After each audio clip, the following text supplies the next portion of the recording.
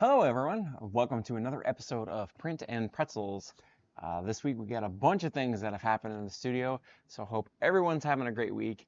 And grab your pretzels, grab your ice waters, whatever beverage of choice, and lock in for this one because I've done a lot this week. So let me get into some studio updates for you all. As you can see, I'm still working on some things on Toolchanger Alley. We got the Creator 5 Pro in yesterday, maybe the day before. So it's been here for a second. The setup was a little bit more difficult than I would have preferred. However, some of that was my own user error, like putting screws in the wrong spots for the top cover. But my biggest frustration on that is going to be the tool heads. Those are the calibration process, that initial calibration, that was not fun. I actually had to take off the little nozzle guards or whatever that they sit on in order for them to go on and off properly during the calibration. So that was my pain point this week. So hope everyone's doing well. I'm going to give everyone a few minutes here to get into the chat and get in buckled into the live stream. Jesse, leave your work and arrive back to an even cooler setup. Welcome to the live stream. Yes. So we got a new camera in this week. We got the DJI Pocket 4 Mini, I think is what it's called. But that's what I'm talking to you guys on this week. We moved the MX Brio into another section that I'll show you. I don't want to give too many hints away. If you checked out the thumbnail, we'll be doing some cool stuff tonight. And we're going to try something out new tonight. We're going to try out, ST, how's it going? We're going to try out Print and Pretzels After Dark. So what I mean by that is we're still going to do the Print and Pretzels if you have any questions at that 1 hour mark. But during that segment, as I'm talking to you all, I'm going to try something a little bit different. I'm going to let you in a sneak peek on like some of my workflow and some of the cool stuff that I make. You may have noticed that the YouTube bar on the homepage here has changed a little bit. I've gotten a couple questions like, Ken, what do you sell? And so we've integrated our Shopify with YouTube. Don't feel free to buy anything or don't feel free to buy anything about that. That's not what I'm all about. It's just there in case you guys are curious of what we print and how we print it and stuff like that. So it showcases you guys all. Pictures are worth 1,000 words, right?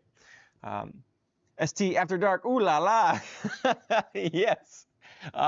You might be saying ooh la la. I don't know which way you'll say it later, but we got some cool stuff lined up for you.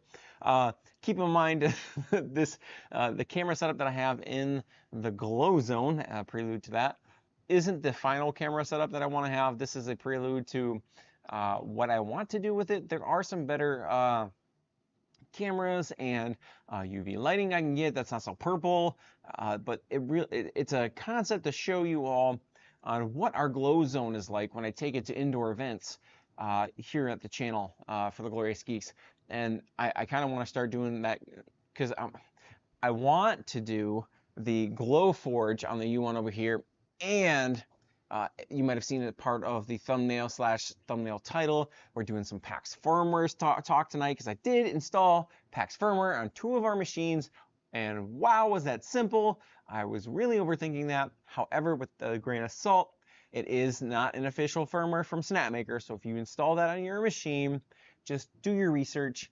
And make sure that you're aware that it is not officially backed by Snapmaker, but it's not officially not backed by Snapmaker. It's a truly open source platform. That's what I love about it. You guys are going to get to see that tonight because I've really started to integrate some cool things. And I hope everyone is wait, wasn't After Dark a screensaver? It might have been. It might have been a screensaver. But my concept for After Dark is for as we progress with the questions for 3D printing, also to give you guys some cool things about what we're doing and what you can do with 3D printing. As part of the thumbnail that you probably saw, you saw some CMYK on there too. And I've started tinkering around with that. I've got some fidgets that are on, I call our printer Snapdragons, by the way. I got Snapdragon 1 there. I'm looking at that. Snapdragon 1 there, Snapdragon 2 there, Snapdragon 3 there, and Snapdragon 4 there. And of course, then I haven't really figured out what I want to call the Flash Forges yet. I just call them Flash Forge 1 and 2. We got Flash Forge Creator 5 on there, and then the Creator 5 Pro that's there. That's currently hooked up to the S4 dryer. I do have another one of those Qi2 E1 filler dryers coming because I can't stand those spool holders. They are not fun. I'm lazy. I don't like manual filament loading, and I like being able to print and dry in case I want to use an old filament that has been sitting around for a while. Which brings me to my next update. The hallway that's down here, I'm going to be getting maybe a camera at some point down there, but that's where we're going to store our filament. I'm going to call it the color corridor. We'll probably have a couple printers there too, but most of that is, you're going to see the filament that's behind me. Some of that might migrate over there just because I like to have the top cover clearance. And then we'll have this filament gone as well as we fill up these bays with printers as they come. Now, let's talk about CMYK first, because that is a big component of the thumbnail.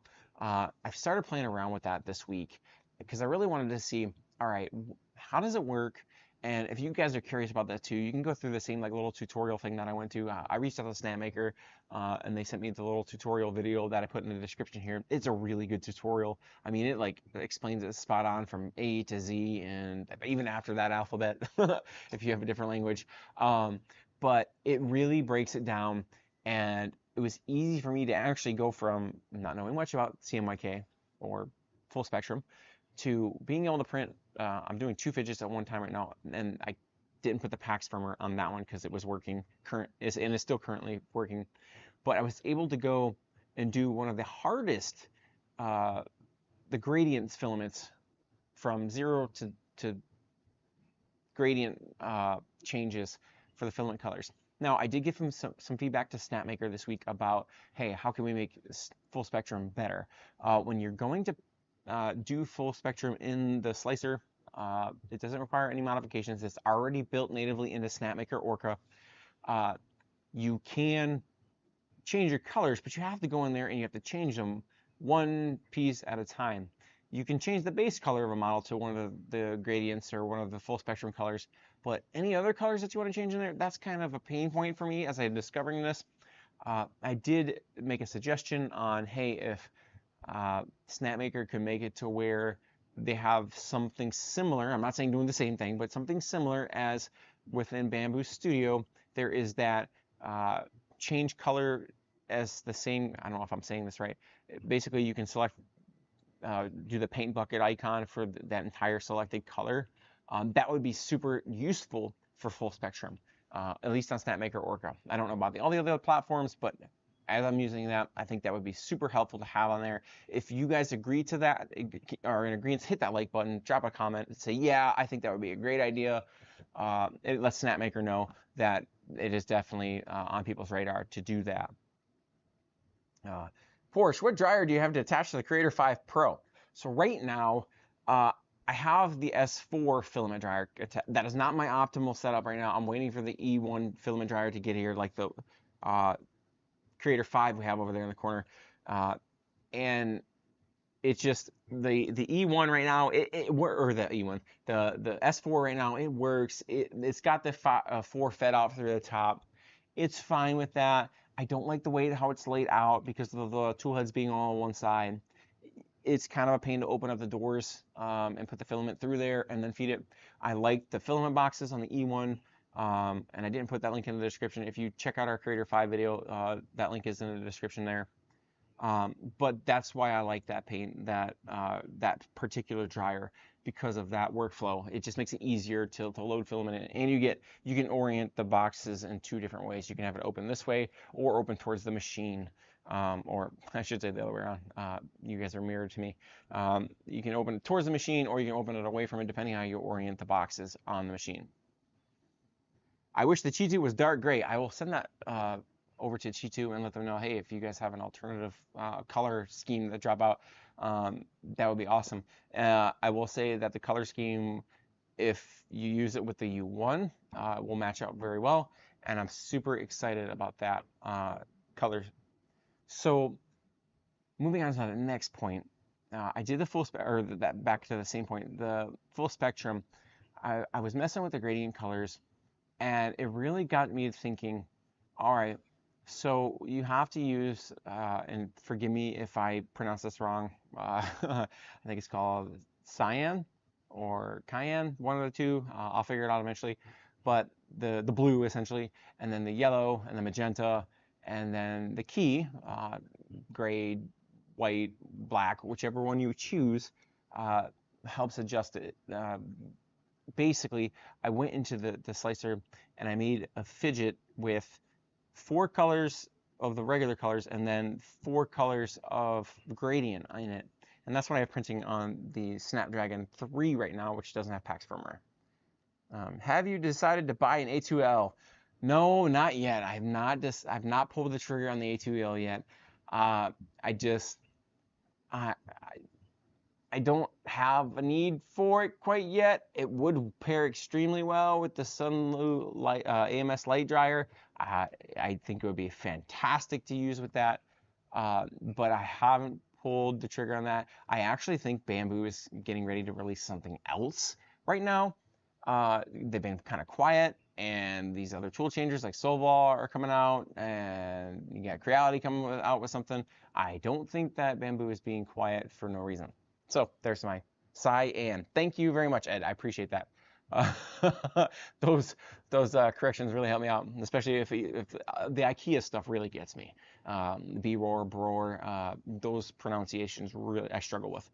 But anyways, so this week, in addition to exploring with a little bit full spectrum printing and doing that fidget, it really got me to thinking about, well, what if I have some gradient colors that are in the blue and the yellow and the red spectrum. What happens once I'm done with this? I'm going to try it. What happens if I mix those gradients in with other gradients or in the gradient spectrum in full spectrum? I don't know if I'm articulating that correctly or not, but basically, what if I mix the gradient colors in with the full spectrum printing? What kind of a mess can I make? What kind of spaghetti am I throwing at the wall? So I'm going to try that out, but that will be of PETG and not PLA like I'm doing now, because I really like the shine of PETG when it comes out for fidgets and stuff like that. So that was the kit and caboodle that I was thinking about this week. I'm also looking at getting Couch with Ken going with you guys for members. I really want to start doing maybe a video, a short, 5-6 minute video with you guys on what I'm thinking about this week, maybe on a Monday night or something.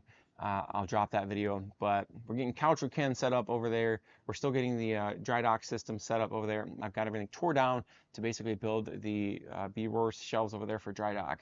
And then I'm also working on the Sector 7 is what I'm going to call it. Basically, all the stuff I can't show you guys yet.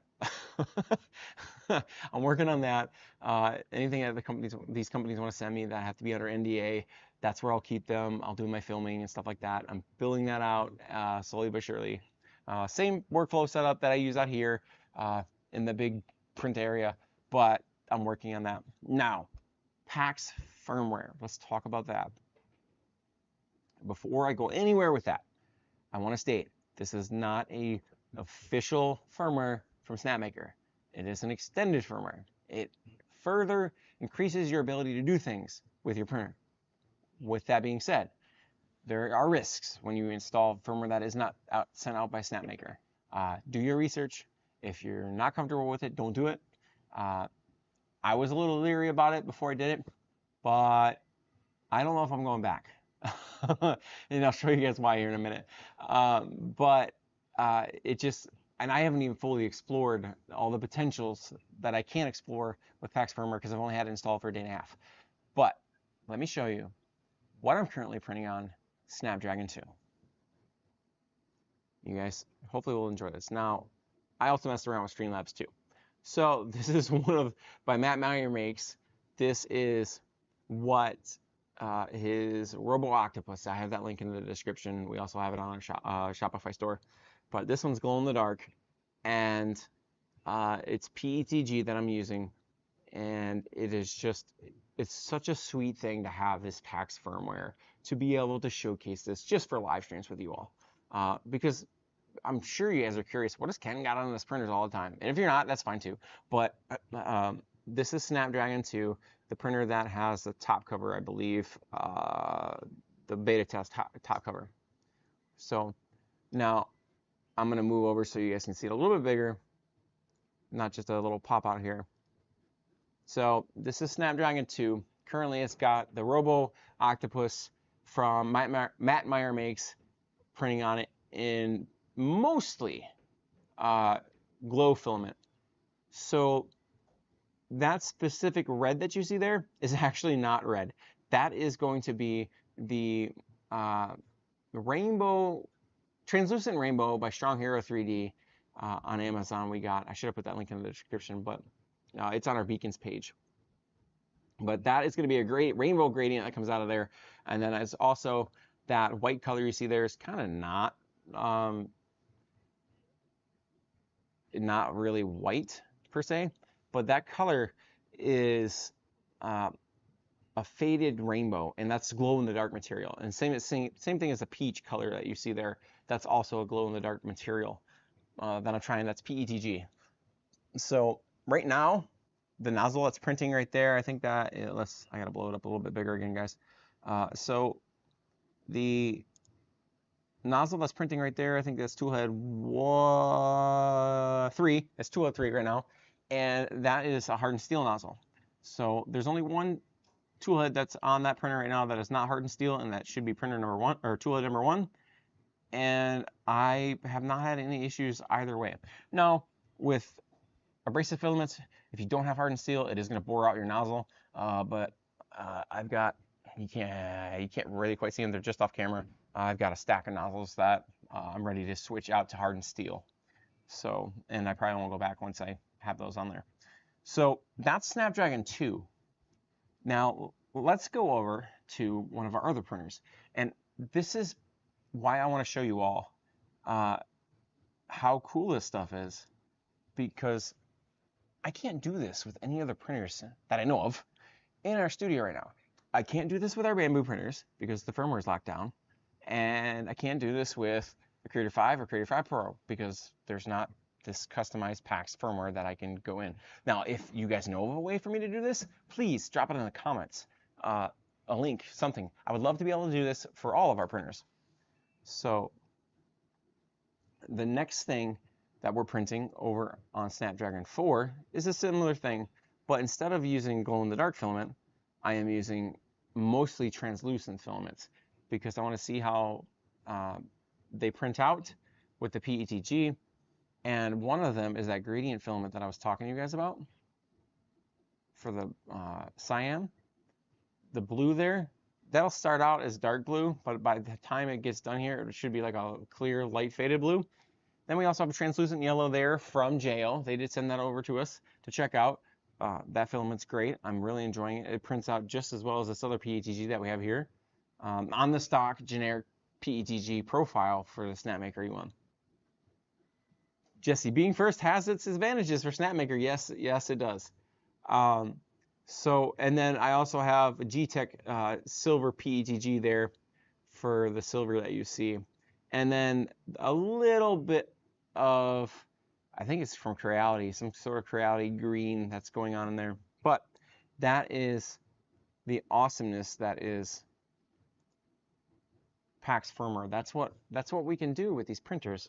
That's what I can do as a YouTuber, streaming with these printers while I'm talking to you all. I can literally show you without even have to walk over there with a camera because of the Paxx Firmware. It's really, really neat. So I hope everyone is enjoying that. Let's see here. Let me get the turn back off for you. And turn this one off. Whoops, no, you're not supposed to see that yet. All right, turn that one off. And then this one off. Porsche, what bed temp do you use on those U1 smooth cool plates? I usually use about 40 degrees Celsius. You can use lower. I don't know if it's on the CryoGrip, but on one of the plates it tells you between 30 and 50 should be fine, anywhere in there. It just helps with bed adhesion and it lowers your energy costs over time. That's why I love those cryo plates. I actually have on the far right, your left, my right, Creator 5, I have the IBOS cool plate, and that works really well too. I'm really surprised on how adhesive it is. These cryo plates are turning out to be really, really good upgrades for the studio. And so, why am I exploring Paxx custom firmware and full spectrum printing? I want to see, first of all, I want to be able Paxx. I wanted to show you guys. I've been wanting to do this probably for close to a month now. Before we even moved to the new studio, I wanted to do custom firmware with you all so you can see what I'm printing. So that check box has been checked. But I also wanted to explore what other things can you do with Paxx custom firmware. Technically, I've seen out there, I haven't done it yet. One of our viewers, Hawks, has sped up his tool changes, which is pretty cool to see. How reliable that is, I don't know yet. I want to test it out. I will get to that at some point. But that's another thing that you can do with Paxx custom firmware. You really can mod your machine out if you really want to.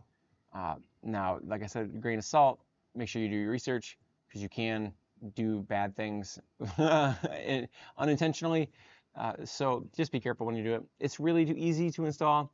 I have the link in the description. You go to that link, you download it onto USB thumb drive, plug it into the Snapmaker U1, and then you go to your update screen and you click local update, and it does it right then and there. It was really easy. I did it in less than 3 minutes on both of these two Snapmakers, and I haven't looked back. Now I will say do a calibration after you do the firmware update, just because it's a smart thing to do. That's what I did. It's just a smart thing to do. Anytime you change anything in any of the firmware in the hardware, you should also have the hardware recalibrate. So, but the our top cover should be coming. That's from Kickstarter. Should be coming next couple of weeks, I think. I don't know. I want to say that they are getting them out in September sometime. So maybe not so soon. I'm ahead of myself. Maybe it's July right now. August and September will get here. But I did get a notification that they should be shipping soon. So soon is a relative term. So that's an update for you all if you got the top cover coming from Kickstarter. That's the beta test unit over there. I love that one. Some things that I'm going to be recording for you all here pretty soon is those drawers that are below the Snapmaker printers. I'm going to be filling them out with Gridfinity and things that are useful for the Snapmaker U1 in case you're looking to build out some sort of Gridfinity stuff for the Snapmaker U1. I'm also currently editing the pop status video. It looks like you guys can see them, but the pop status bars below the U1s out there are super awesome. I come down the stairs to the print farm, and as soon as I look around the corner, I know exactly what my printers are doing. I know which one's done. I know how far. That printer over here, Snapdragon 1, has been printing for 40-something hours. You know, if I didn't know it, I wouldn't know how far it is into its print job off the top of my head without looking at the status bar. That's a pretty cool feature. Now, it's not like with the Panda status where you don't have to worry about why is my tool head not moving. If your tool head's not moving on your Snapmaker U1, you're either not printing or something's wrong with your printer. It needs new filament put in, it ran out, something along those lines, a filament jam, all sorts of stuff. There's just some, you know, if it's not moving, it's not working. Yes, Porsche, the top hats will be shipping. I don't know how soon, but they are moving. I did see out there Full Hammer in his videos. He said that he's out there with the top covers, getting ready to go out there. I'm super excited about it because I fully enjoy my top cover for the beta test. So I can't imagine. I want to see what the refinements. Maybe I'll do comparison videos. Once that's out, like, all right, this is what this top cover had, this is what they changed, something of that sorts. So I'm really excited, the feedback that they got on there. we just did drop the Creality Space Pi video that how we mounted our setup out, and no kidding, like 2 minutes after I dropped the video, somebody's like, hey, you can use this one too, and it's a little bit better. And I'm getting ready to check that file out and see if it helps with that filament feed path, if it makes it even easier to go through there. I'll put that as a pinned comment if that file winds up turning out pretty well. So that's what we're doing. I'm checking out the J1 filament dryer right now from JO. I'm really enjoying the fact that it's got the slim down version of the dryer. So like the poly dryer boxes and all these other single bay dryers or single system dryers, they're not symmetrical. And if you want to build on a system, Initiative Design Shop, how's it going? Howdy, loving the setup. Haven't caught it alive in a bit. Well, let me recap for everyone then as we're going here. I am testing out the J1 filament dryer. Stay tuned for that video. It should be coming out in the next couple weeks as I get more data out on that. But we're talking about custom firmware. We're talking about full spectrum. But R2K No Heroes, I see you got your Creator 5 Pro. I got mine Friday. Mine wound up coming Monday. There was a delay. I was supposed to get it Friday, but we had a weather delay here. But so what you can do with your U1 with custom Paxx firmware is super fun. And I was showing everyone here earlier that you can really do some cool things like live stream with your Snapmaker U1 if you use the custom Paxx firmware. This is Snapdragon 2, this printer that is right over here. Right now I am printing a Matt Meyer Makes model. I call it a cyber squid, but it's the robo octopus. But it is really cool. It's PETG, but this is the kind of cool things that you can do with the custom Paxx firmware. You can tell it, Streamlabs, whatever printer you want to put in there, and you can live stream with your printers.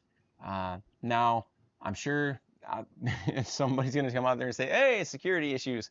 Well, that is the risk you take when you live stream, stuff like that. So, custom Paxx firmware is not going to be for everyone. If you don't want to mod your U1 and you're happy with the way it is, that's not a problem. Enjoy it. The U1 just works, and I love this machine. I also love the fact that unlike any of these tool changers coming out here right now, this is open source. I can do this with an open source printer. If you know how to do it and not void warranties with the bamboo printers, let me know. This is fun. This is something cool we can do with the community. Show you what we're printing as we're printing it. Am I going to have a fail? I don't know. Will the PETG glow in the dark? Clog a nozzle while I'm on a live stream? Maybe it will. You'll be able to know because unless it's the printer directly behind me, the pop status back there will start flashing red if there's an issue. So the amount of feedback I can get from my print farm, even while I'm live streaming, is pretty cool, especially with this new custom Paxx firmware. Nice, that pretty cool feature. I printed the Robo Octo in gold silver from Matt Meyer Makes. Interesting model. It is a really interesting model. Right now I'm printing it in PETG from Strong Hero 3D off of Amazon. That's the rainbow translucent right there with some glow in the dark filament on the Snapmaker U1. And one of these printers here, I believe it's going to be the one that's currently been printing for 48 hours or however long. It's been at least a day and a half. The print itself is 54 hours long, so it's getting towards the end. I don't know if I'm going to run out of filament first or if it's going to finish. One of the colors, the bronze by Sunlu, the Stardust bronze from Sunlu, and shout out to Sunlu. They sent us this filament to check out, and it is amazing. And if you want to save some money on Sunlu filament, you can use code BGlorious. Same thing with Polymakers filament. If you want to save some money, you can use code BGlorious and save yourself some money there. But I want to turn this printer over here into what I am dubbing our glow forge. Anything that's glow in the dark, eventually I want to like black it out and put a UV light in there so you guys can see the glow printing. That's a long-term goal, but now that we're a half hour into it, I will showcase to you all on what the thumbnail said in the fine text at the bottom. You might not have been able to read it, and that was for a purpose. So I am working on some stuff for you all for these live streams. And this has been an idea that's been in the works for months now. But I'm going to open it up a little bit early tonight for Print Pretzels after stream for any questions you have with your printers. But I want to showcase to you all for the first time on a live stream what our GlowZone is. Now, keep in mind, I have some camera adjustments to do over time. I want to get some different UV LED lights in there that aren't so purple. But this is the prototype. So let's get this ambiance set up here for you all. Welcome to Print Pretzels After Dark. So, you guys are enjoying this. I hope you are. So, I've been using this station for about a year now, maybe a little bit less. Our first indoor show last year was called the GlowZone. And I use it to showcase our glow-in-the-dark printers for kids or glow-in-the-dark prints, glow-in-the-dark prints, when we go to our shows. And now I get to do this for you all because of the live stream. So here's the GlowZone. I'm going to move this over here. And I'll blow this up for you guys in a second here. But the GlowZone, before I need to show you guys the prints that I put in there before they go in the glow-in-the-dark. So here I am. Hi, guys. There's my mouse. So this is the Cyber Squid or Robo Octopus by Matt Meyer Makes. And again, if you guys want to pick one of these up, you can get it from our shop, or you can also print it out yourself in the link, the description down below. This is a rad model. These legs actually pop in and out of there. I don't know. Yeah, so they pop out. They print like this, and they're really cool. So, but you can put them together like this, and I really have been having fun with this model. It's just really, really articulated, and it's just wild. Now, that was the Cyber Octopus. This is the Cyber Axolotl, and it's, I don't know if you can hear the sound by my microphone, but it's got a really unique sound, like a rattle per se. But I printed this out also as well this week.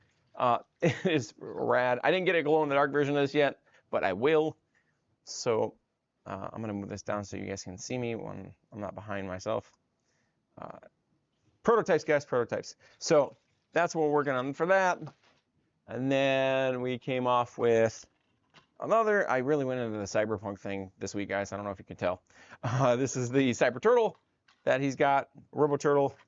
Its head goes in there. It's pretty neat. This way. Tucks in and out of there. It's pretty cool. This one doesn't take as long to print as the Cyber Octopus or the Axolotl. This is the shortest one that I could tell for print hours.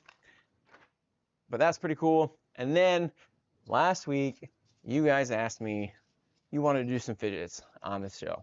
Because you really liked the fidget, the twisty drink, spill your drink. So, the ruler sliding effect, that is. I'm glad you like it, Gordon.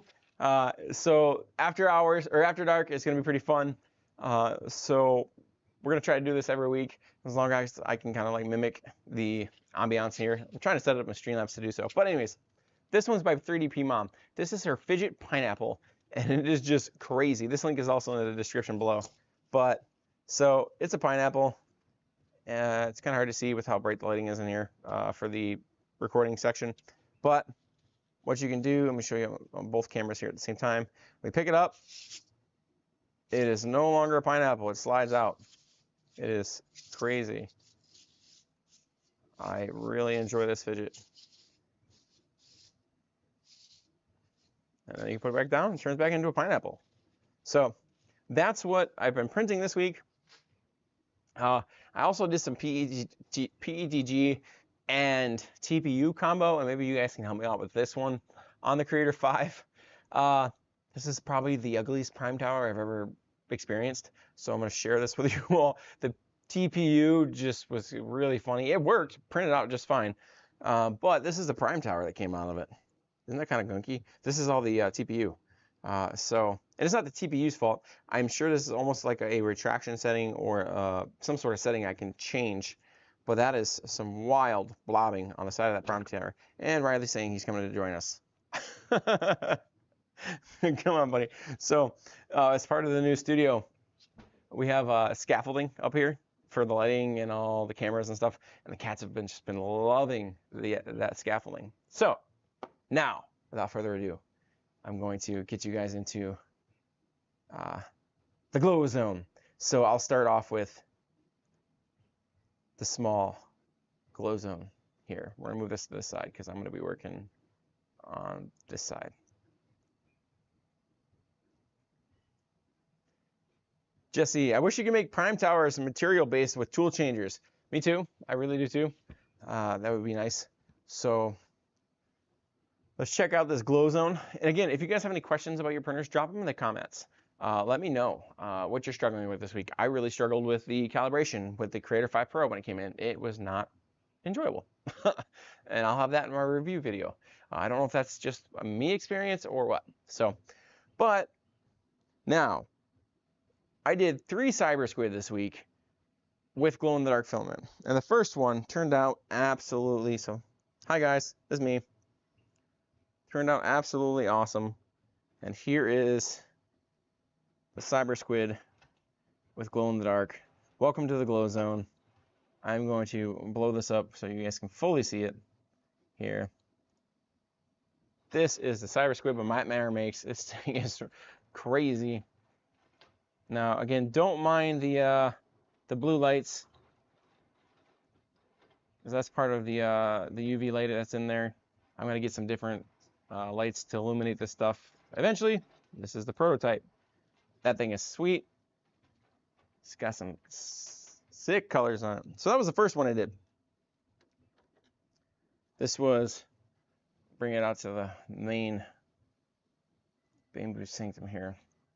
I'm gonna put this up here for now so you guys can see the prints. So this is what it looks like not glow in the dark. How crazy is that?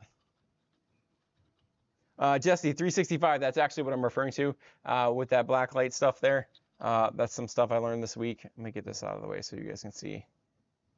So this is what it looks like not glow in the dark. I'll put the print cam up here so you guys can see too.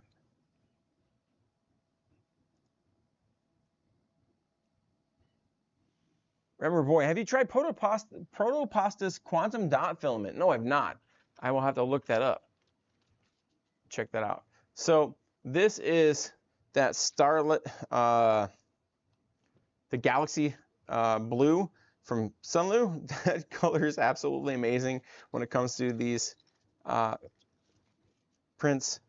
This is Polymaker, or no, this is not Polymaker. This is Strong Hero 3D's blue-green gradient glow-in-the-dark filament that you saw in there. And then this is some sort of translucent filament I used for the eyes around it, but it turned out so incredible this week. That was probably the one that made me the happiest out of there. So, let me show you the next one. We're gonna get back on over to the GlowZone over here. So, this one, it's got a little bit of coolness to it. It looks pretty similar, you know, it glows in the dark, but the eyes, around the eyes is yellow. And because I use a green yellow gradient, it really looks cool. It doesn't super show it on camera as much as I like, but it is just wild to see this.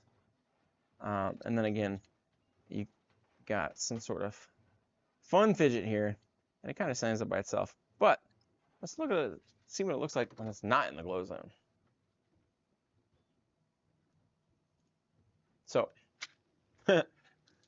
completely different model when it's not glowing.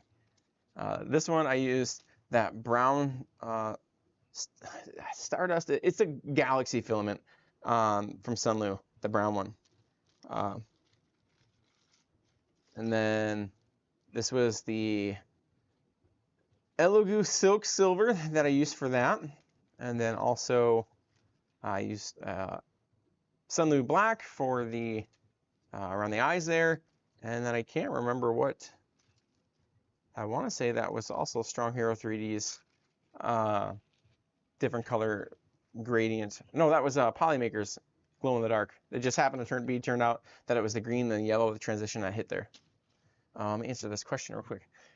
Jesse, do you use different hardened end nozzles for glow-in-the-dark filament? E.g. 6 versus 4 versus 2. So everything you see here right now, let me get this out of the way real quick. So everything you see here right now, this one, this one, this one, and the third one I'm about to show you all, they're all printed with a 0.4 nozzle. I haven't upgraded to this 0.6 nozzle yet. What that's going to do when you go from a 0.4 to a 0.6, that's going to increase your print time, or decrease your print time. I rephrase that. But it's also going to, you're going to see a little bit more layer lines on the 0.6 nozzle, just because it's got a little bit thicker of a base. It's just, I haven't tried it yet. I love the detail on 0.4, and I haven't had too many issues. I did have one nozzle clog on a glow-in-the-dark filament, and it was sad because it was a really nice filament. It was one of the pearlescent filaments from Toxin 3D. They have some cool glow-in-the-dark filaments out there, and I'll get to you guys some of these listed up on our beacons page. But that should answer your question. I haven't tried it yet. I will be going up to a 0.6 nozzle for this next file that I'm printing that I don't want to share yet, but I might share here in a second. Maker Viking, hi, at the Glorious Geeks and everyone. How's it going, Maker Viking? Wow, what a time to join. Yes, you were joining right at the right time, David. We're doing some of the glow-in-the-dark filament stuff, showcasing tonight. We're trying out, and let me know, hit that like button if you guys are enjoying this after dark hours type of glow-in-the-dark filament showcasing. Maybe we can do this every once in a while, or something of the sorts. But we're also talking about custom Paxx firmware, so I can show you guys all real quick. I did get 2 of the U1s with custom Paxx firmware tonight, or today. Well, I guess it was yesterday, but so you guys can now see what's printing on Snapdragon 2 over there, the one with the beta test top hat over there. That's also got glow-in-the-dark filament going right now. That's still a 0.4 nozzle. All of them, I want to say it's number 1. Number 1 is the only one that doesn't have a hardened steel nozzle, and then 2, 3, and 4 are the ones that do. And I haven't had any issues either way. Now, with that being said, that first nozzle that doesn't have hardened steel, that will wear out over time with this abrasive filament. Maker Viking, it's going. Keeping busy, working on things at Tinker Atlas. All right. For some prints, I like the way a 0.6 looks with the layer lines. Yeah, especially if you have like wood filament or any sort of marble, it helps add some texture to it. And you can still keep details, absolutely. I printed in the old studio setup, the tiki totems that I had in there, those were printed with a 0.6 nozzle. Stone and wood filaments look awesome with large layer lines. I agree. So that's Snapmaker 2, or Snapdragon 2 that's printing right now. So then we also have the Snapdragon 4 over there doing its thing. This has got no glow-in-the-dark filament in it, and I'll blow this up for you guys here. And again, this is because of custom Paxx firmware. There's no USB cables run over there. This is all via the Paxx firmware upgrading that I did this week. So that's what you're going to see from your camera live stream. This is real time what I'm printing. That's Strong Hero 3D's blue gradient PETG, JO's yellow PETG translucent, G-Tech silver, and I cannot remember for the life of me what that green filament is. I want to say it's Creality, some sort of green, blue, it looks like gummy bear filament. But that's what I'm printing with over there. So I'm super excited to show you guys all that. Maker Viking, love Paxx firmware. All right. So that's what we're doing here this week. We're doing constant upgrades for you guys, and shout out again to our members that makes all this possible. Dry dock systems coming. I don't know if I have that camera set up for you guys or not. Let's look. Yeah, it's a blank wall right now, guys, but dry dock system is coming. That's a whole system that I'm building out to just do filament drying and do it with solar power, and that's because of our members. I really appreciate their support with the power projects, as I call them. So, but let's get back to the GlowZone here, so I can get you that last model and see what it looks like. So, can Paxx go on a flash forge? I wish. Nope, that is specifically, as far as I'm aware of, specific, hi guys, specific to the Snapmaker U1. This was the model, this was Polymaker's model, or Polymaker glow filament that I used, and that pink and green stuff just turned out so good. So happy with it. And then, I love this model. Ugh, such a good model. And then we'll go back over to the main camera here, and I'll show you all what this looks like. I mean, this just looks crazy. Let me get these ones out of the way. So this was the black purple filament from Strong Hero 3D. I really like their stuff. Turn on the print camera here. And again, it was Polymaker's translucent, or the rainbow gradient. It just hit in that right spot with the pink area. But this glitter filament, hi Riley, you just want to be part of the live stream tonight, don't you, buddy? Cat. But that is also a gradient that I use. So over the past year and a half, I've learned that you can really make the most of those 4 colors with the Snapmaker U1, and any printer really, if you use gradient filament with it. Because you essentially get more colors, you double your colors, sometimes triple if, especially if you use like silk colors that have the 3-in-1 or 4-in-1, as some is putting out now. You can really start getting your color variations in there, and it really, really catches your eye.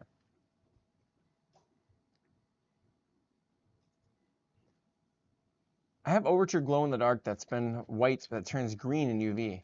I wish there was more color options for glow in the dark that's white in ordinary light. So there are, I'm going to refer you over to Amazon right now. Toxin 3D. I don't know if I have, my chat isn't able to pull up right now, but TOKSEN 3D. Over there on Amazon, they sell glow in the dark filament, and they've got some cool, it's white during the day, rainbow at night. They've got some blues, some reds. They've really got a good selection of glow in the dark filament. And it prints, I use my Sunlu PLA setting to print that. Overture's got a great selection, and so does Polymaker.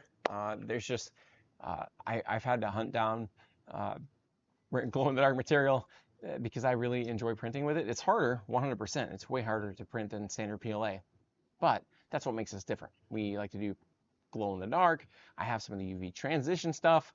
I'll probably showcase that here in the next couple weeks. I have a UV flashlight. I don't know if I have it with me right now. It's somewhere in the studio. I have a UV flashlight that will change it in color in real time, like the sun does.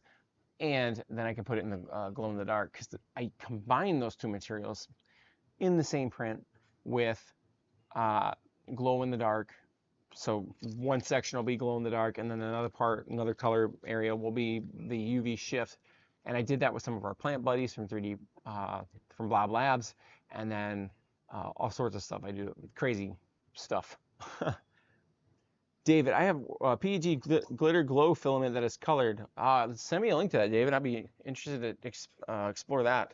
I really enjoy, I'm like a mad scientist. I really enjoy taking like different colors and different ideas, like the UV color changing, and combining with glow, so that like when kids take these outside, they play with them, then they take them inside. You don't even have to really be in a full dark room. You go into a room that's just slightly got like a hallway that has some shadows in it, and it starts to glow. It's really neat to watch. Gordon, thanks for bringing us up to speed with your latest activities, printing progresses, and filament choices. Yeah, absolutely. Like I enjoy sharing that with the community. I hope that you guys are finding this kind of stuff helpful. This week is kind of, I wouldn't say it's a light week, but these Paxx Firmwares that I've been doing is more to showcase the experience of the workflow for you all. And I need to showcase the workflow is important, but what results can you get if you are to replicate or do something similar with it? Amazon is a good place to look for unique filaments. I have found some really cool stuff off of it. Now, I will say with Amazon, if you find a company that you like and you like their filament, see if you can get it off of Amazon. It might take you longer to get it, but it might be a lot cheaper. That might be a good way to go about it if you order it frequently. That's what I do. If I like a company's filament, I'll go to their website and I'm like, oh, do they have this filament on the website? And it's usually cheaper.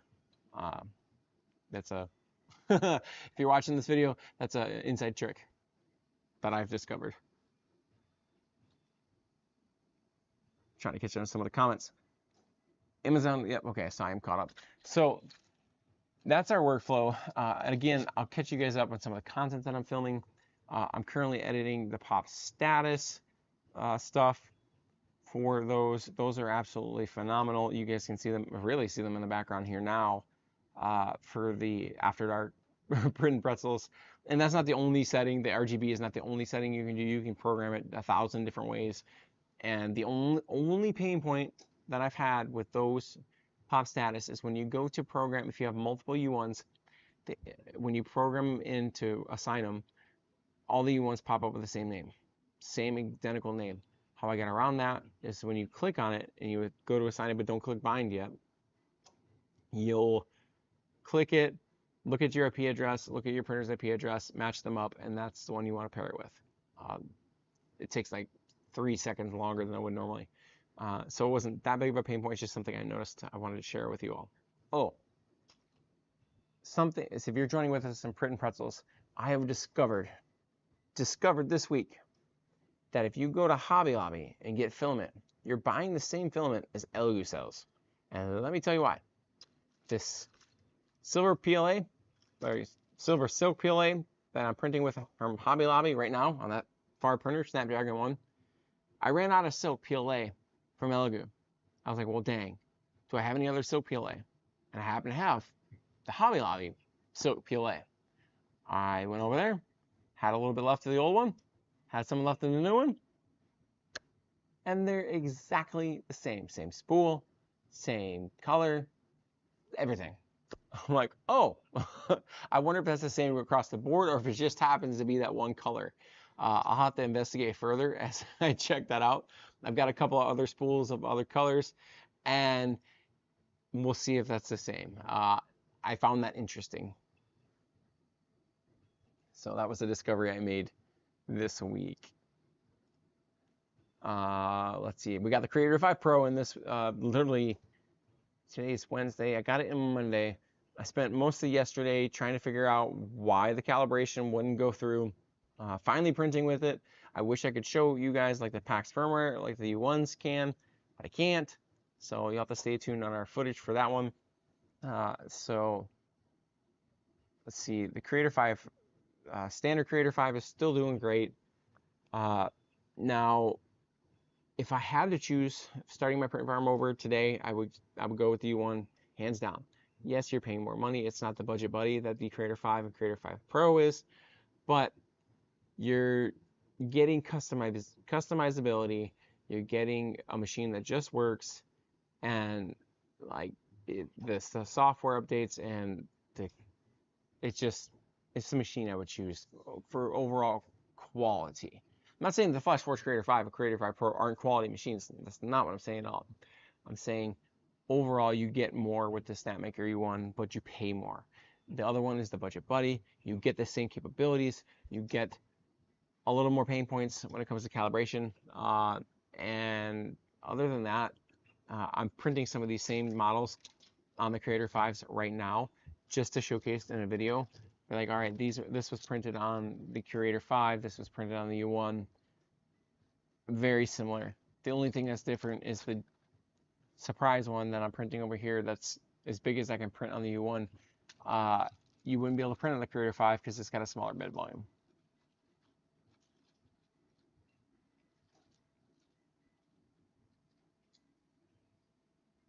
David, RepRap is the company that makes the glitter glow-in-the-dark filament. Okay, I'll check that out. I have some RepRap glitter filament. It's black, like a black starry glitter. R2K, the only issue I had was with the recent firmware, I had to roll back. I had the same issue on my Creator 5. Was it on your Creator 5 or Creator 5 Pro? And Riley just tried to jump into the GlowZone. But I had the same issue this week with the Creator 5. I actually had to contact customer service. I was going to put this in my Creator 5 review video, but I'll share it with you all now. I had to contact them, get the firmware from them, and re-upload it to get my machine running again. That was a little bit of a pain.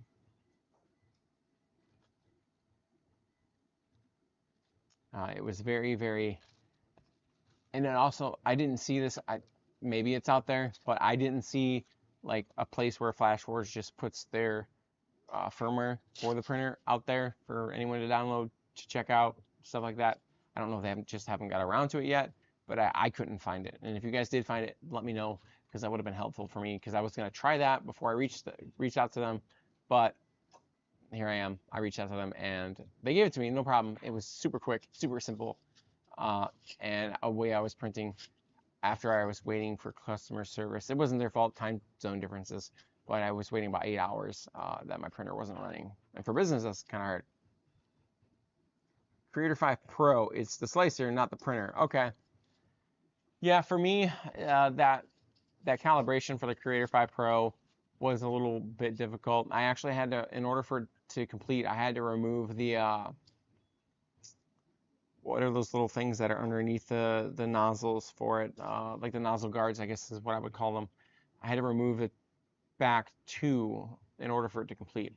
So I don't know what's going on there. I haven't put it back on. I'm going to see if that fixes the problem and doesn't create other problems. But so far it's pretty good. I haven't had any issues, but I'm only on the same print. I didn't print the bench sheet. I went straight to this.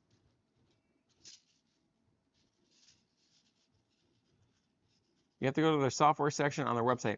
I did try that. I thought I went to their software section for the different printers, but I'll have to check it out again to make sure I get it going there. Can you pick up the pineapple so my wife can see? Absolutely. This is probably, I'll do it here and then I'll do it on the big cam too. This is a pretty crazy fidget. So, and this isn't a link in our description, but this is by 3DP Mom. Shout out to her. She did some pretty cool things. She's got the twisty teacup that we did last week. This is her pineapple fidget, and it just, I printed this out of Sunlu PETG yellow and Sunlu PETG green, and it's awesome. Now, if you wanted to take this an even cooler step further, you could do this in translucent yellow, and it would look really cool and like almost slimy if you took it and do this. Maybe I'll do that for some of these later on, but it's a really cool fidget. She's got some other ones. She's got, I want to say it's like a twisty apple that I'll be printing out soon. But it's really slick. Let me put it up on the camera here for you, print camera. So this is what it looks like when it's not a pineapple. This is what it looks like when it's a pineapple. I'll have to adjust some of the exposure on this camera real quick. See if I can't get that for you a little bit.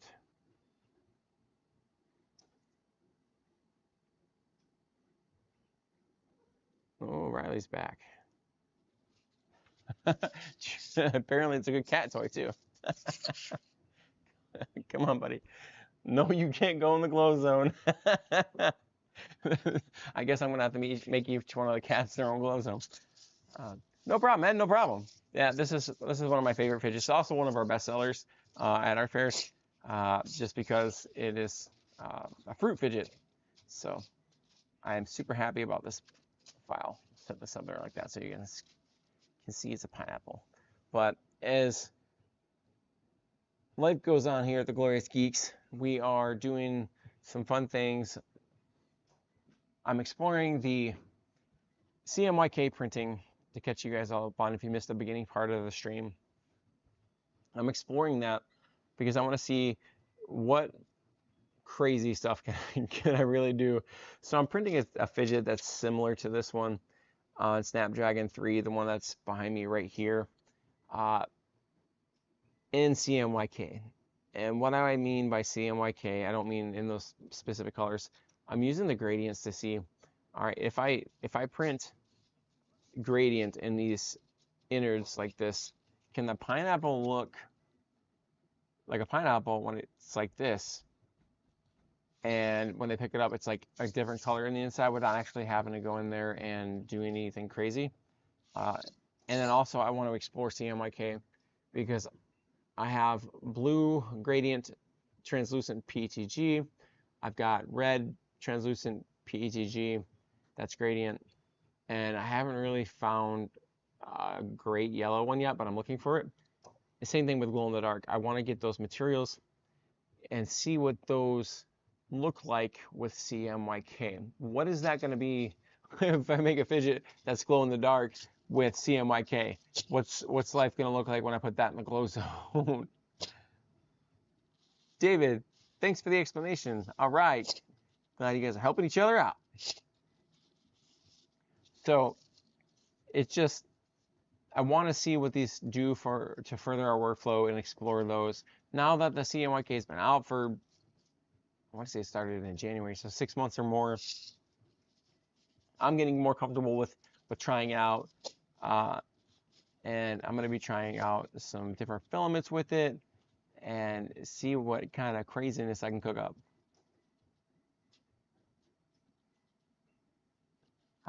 This will give you guys a chance to see out what we're exploring, what we're doing, and my shtick here with the Glorious Geeks is I always want to try to be different than the other 3D printing artists that are out there that are trying to sell things, because everyone's got to find their own niche eventually. You find out what you like to print, what sells in that what you like to print area, and then you go with it. And for us, it's been the glow in the dark stuff, it's been the cool fidgets, and how we combine those two worlds.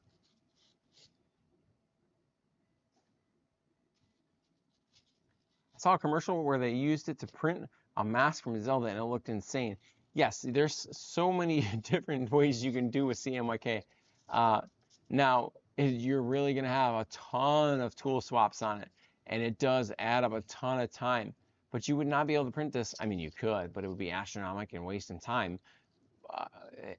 If you were to print this on a single nozzle printer. The way the U1 really shines with that is it handles the tool changes just fine. Like Snapdragon 3, watching it change and have an error, but I haven't had any issues. It's pretty far along in the print. I think it's almost done actually. Maybe it'll happen on the stream and I'll be able to show you. But I just took basic CMYK that I have here in the studio, and it wasn't even from the same brands. I think 2 of them were for Sunlu, 1 of them was from Elegoo, and I want to say, I don't know who the black was from, but Sunlu was the cyan and the magenta, and Elegoo was the, oh, it was both Elegoo. Elegoo was the yellow and the black.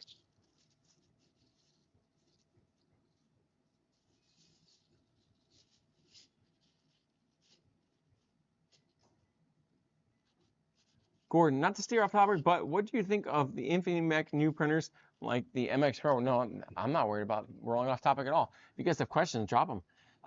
So the CMYK, I did a short video on it a little while back, and it's interesting. I'm interested to see on how they're tackling the filament loading process, especially with the bigger version, because if you notice the smaller version, its tool heads coming from the back. Man, I might be having this mixed up in my brain right now, recalling it off the top of my head.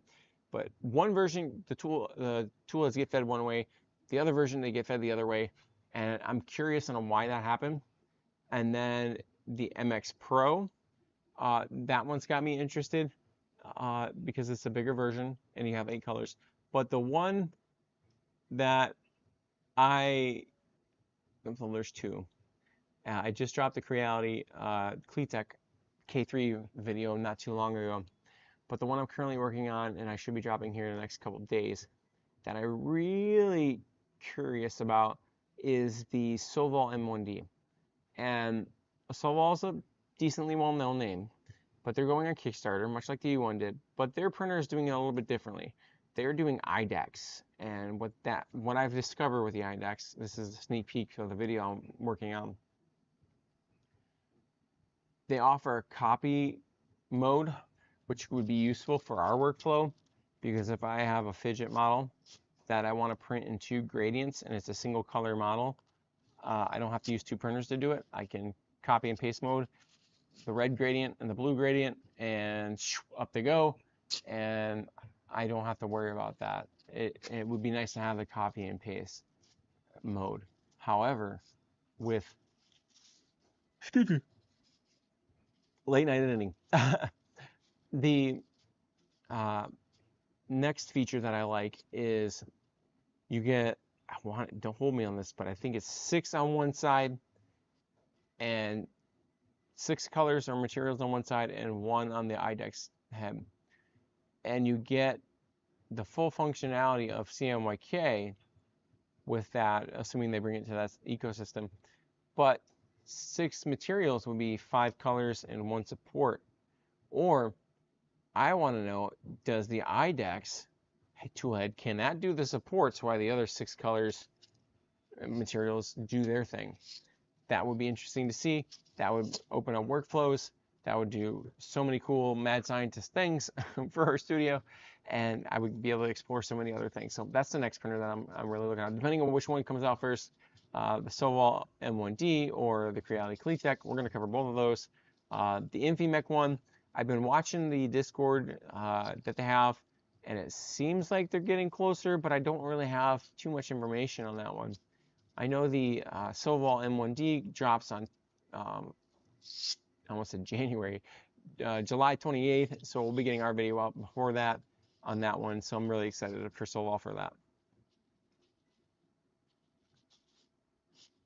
Still no filament drying option shown yet on it. Gordon, are you talking about the CMYK or the Sovol M1D? Neither one I have seen that. I think that's going to be a workflow problem we're going to have to solve, much like the U1 or, I mean, even the Creator 5 doesn't have that yet. It seems like these tool changers are coming out with the tech, but not like the print with drying with the tech coming out. So look forward to that for all these companies to solve that problem. I think that's problem B. They're solving problem A, the purge waste and time for filament changes. And then they're going to solve problem B with either firmware updates, or if there's not something to do with it, they'll release a product like the VDS that we've seen it with FlashForge with their first look footage at TCT Asia. So that's what we're looking forward to. We're looking to see what companies tackle that print while drying. And I can't state enough, I really would like one of these companies to come out with an AMS unit that pairs with their machine, because I think that extended CMYK printing would be excellent to do.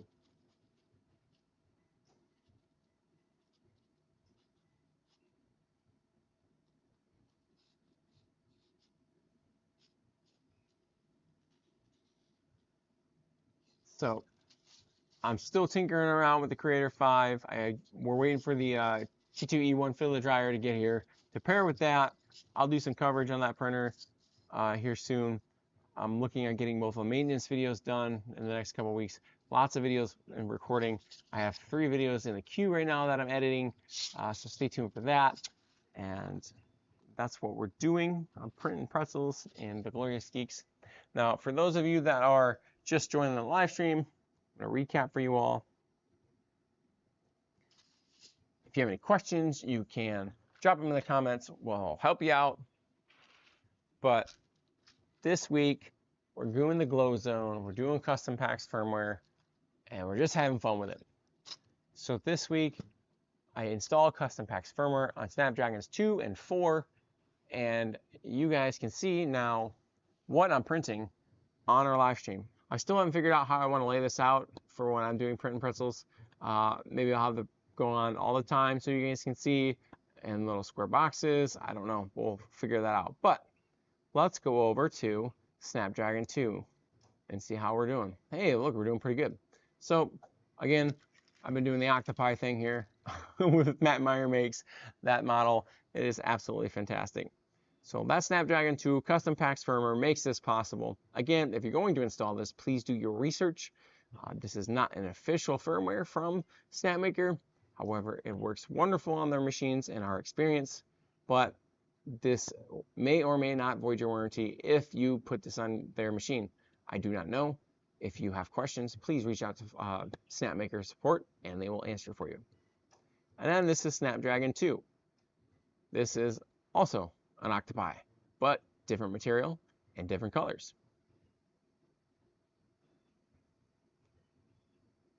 So that's what we're doing there. Now we're going to go over to the GlowZone.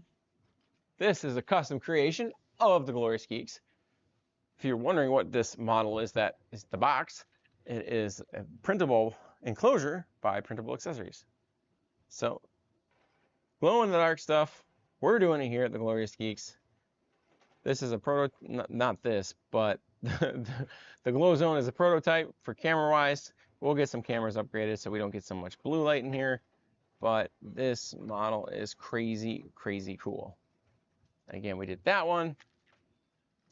We did this one this week for the GlowZone. It is crazy wild. Again, if you guys want one of these models, you can grab them on our shop page on our YouTube home page here. Those are available. Or you can print them yourself with the file that is in the description. These are some crazy cool colors. Love this GlowZone.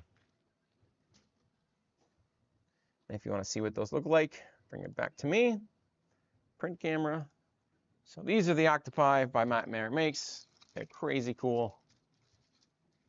Absolutely fun to do. Got this one. I think this was probably my favorite color-wise. This peacock blue color. This is actually from Elegoo. This is Elegoo's Galaxy Peacock Blue. So that's from them. Correct my statement earlier. This is the Starlit Galaxy Brown from Sunlu. I love that for the steampunk look. It is slick. And again, if you want to save 3% on your Sunlu filament, you can use code BGlorious. Or if you want to save 15% on Polymaker, you can use code BGlorious for your first orders on Polymaker. Beautiful color schemes. And I believe this is, I don't know where this gold silk is from. I gotta start keeping like a lab book for all my crazy concoctions here. Then we did the axolotl here this week. So this is the Twinkle PLA. This blue here from Sunlu. Absolutely gorgeous. This is Flash Forge's Silk PLA. I don't remember exactly what color, but it's like a cosmic white. It's not just white. I don't know if I can show you on camera or not, but it's got a little bit of hues to it. It's almost like a pastel silk, and it's beautiful. And then we got, actually I don't know if this is glow in the dark or not. I don't think so, but let's put it in the box and find out. I don't know if I printed any glow in this or not. Nope. That one's not glow in the dark. But then we did the turtles. Crazy Turtles by Matt Merritt Makes. Cyber Turtle, Robo Turtle. The functionality of this thing is really cool. You turn it and the legs and stuff move, and the head can pop in and out like a real turtle. So cool, cool files that we printed this week.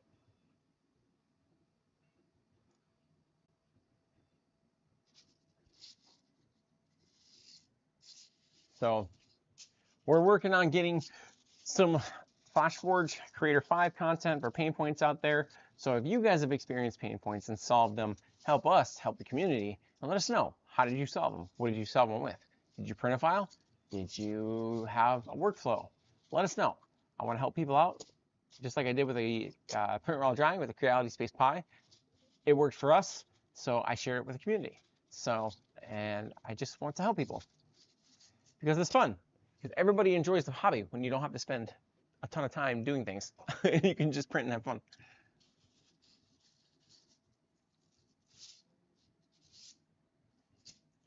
So,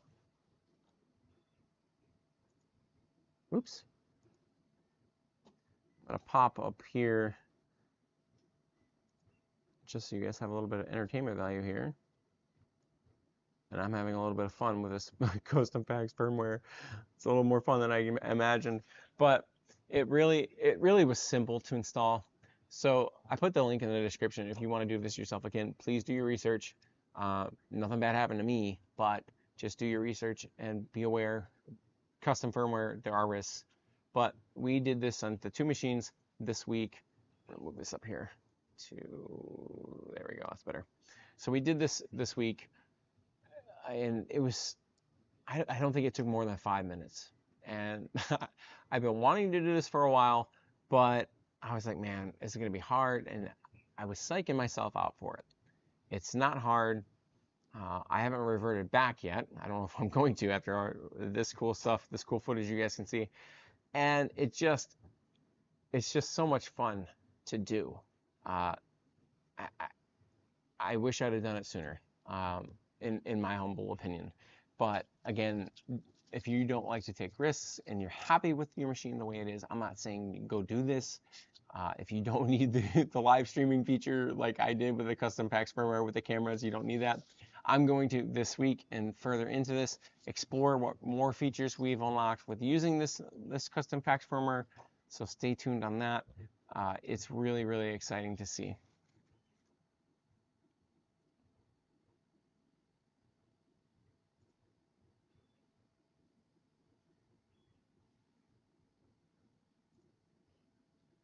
Catch up with some of the comments. The only question I have is, can I bypass the slots and feed the filament directly into the toolheads? This would help with softer TPUs and foaming TPUs PIBAs. Which machine are we talking about, R2K? Is it the Creator 5 Pro or Creator 5? The TPU that I've been printing on the Creator 5, I haven't had to have any issues. I print from the dry boxes on the side with TPU, and it's it's been doing it just fine.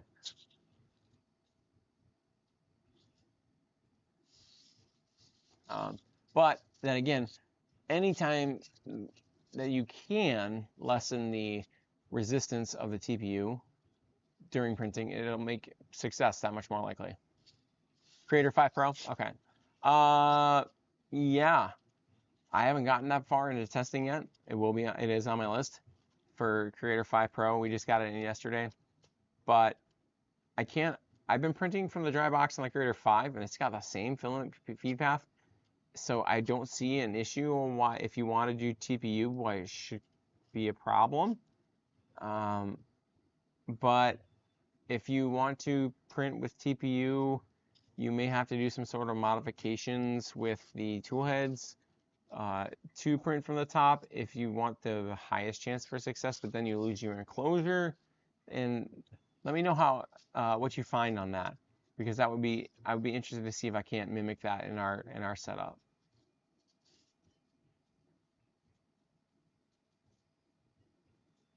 I do want to. Who was it? I was watching a video. I think it was yesterday, right before. It was either yesterday or the day before. It was right before our Creator 5 Pro got here. About Mike's quest log. Shout out to you, Mike, if you happen to watch this video.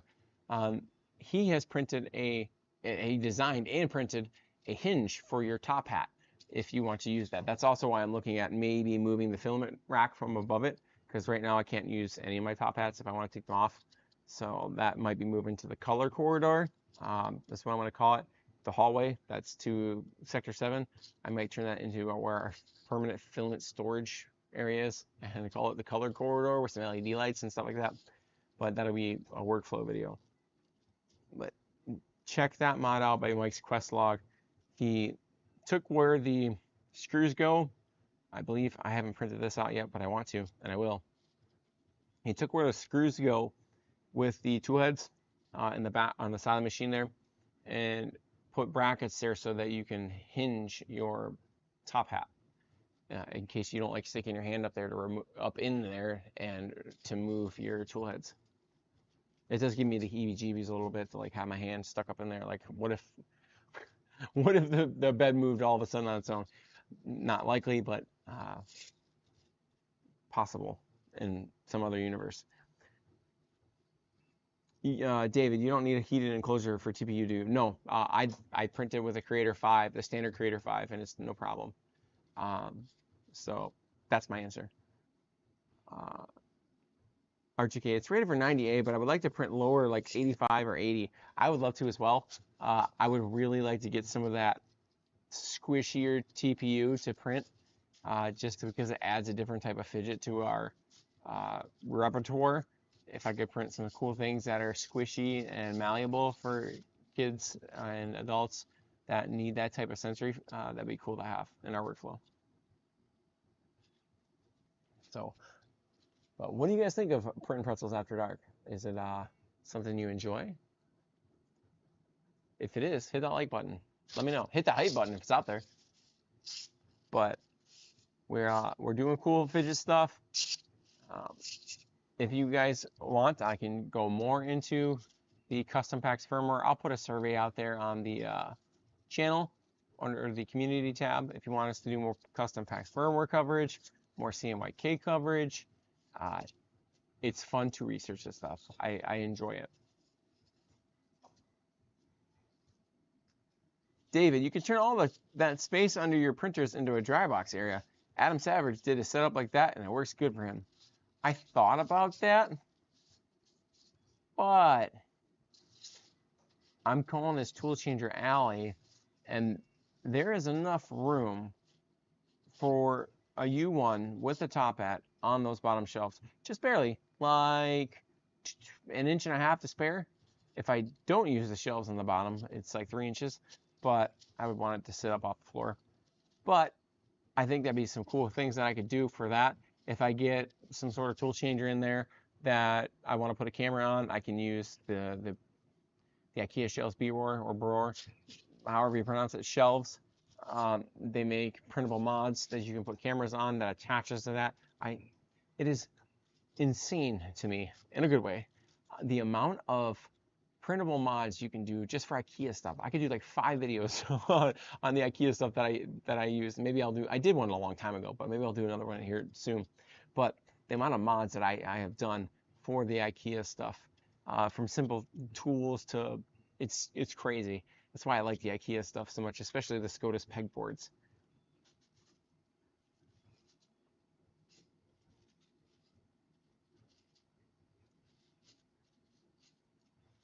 I have some leftover TPU Air and TPU Roamer, if I pronounce that correctly. I could try this weekend, but man, if you mess it up, it's clog and under extrusion city. R2K, if you do get a clog with the TPU, is that something that you can get out with a no clogger? I'd be curious. I would imagine you still could. Ed, yes to IKEA mods. All right. Send me an email about that one. Ed, is there anything specific that you've seen in our setup that you like so far? Or would you guys just prefer like the overall, hey, this is how, because I'm about to do it again. This is how I set up my IKEA benches. What part is what part? That kind of stuff. I will definitely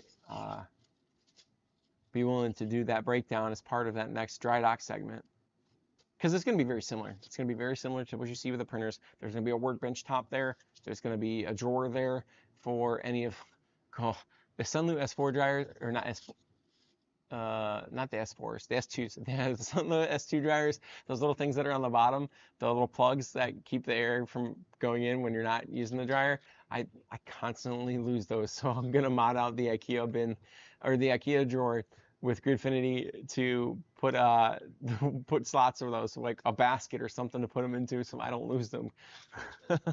I'm constantly taking them off and just setting them down randomly. So if I can do that at the dry dock system, then I don't have to worry about doing it anywhere else.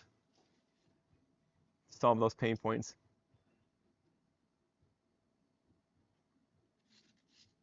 Because the overall goal for me here with the print farm is not just efficiency for machines, but efficiency for Ken too.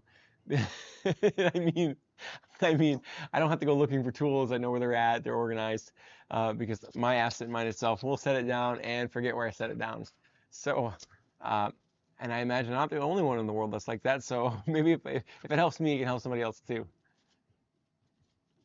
So you can look out for the IKEA mods videos, and at some point I'll do a Gridfinity mod, especially for the U1. I want to get that content filmed here. I'm printing bins for it right now. Let me show you. So one of them, oh hey, congratulations, Print Pretzels. You guys get a double bonus if you made it this far in the video, in the live stream. Haha, here's their first full spectrum print. I didn't know if I was going to come off tonight or not. All right, do you see this? This is our, okay, be gentle. This is our first full spectrum. So this came off a Snapmaker, or Snapdragon 3. Here you go. You can see our full spectrum, first full spectrum print. I'll turn the print cam on here in a second. And it is just crazy to me that I have made this into existence. All right, let's turn this print cam on. Gonna scroll up. All right, so this is what came off. How many colors are there? We got 1, 2, 3, 4 there, and then there should be purple and pink and all sorts of different stuff. So this is still slightly warm, but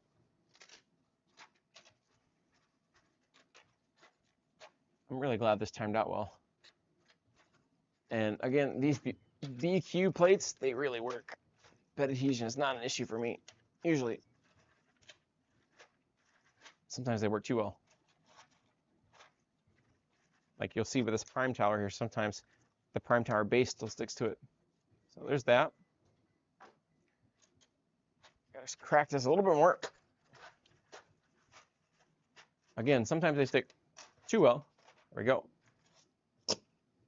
So this is the oxidic fidget. I didn't put this in the description, but you can find it over on Things. Maybe there's like a collection I can make on Things. But this is by Reuven Balls.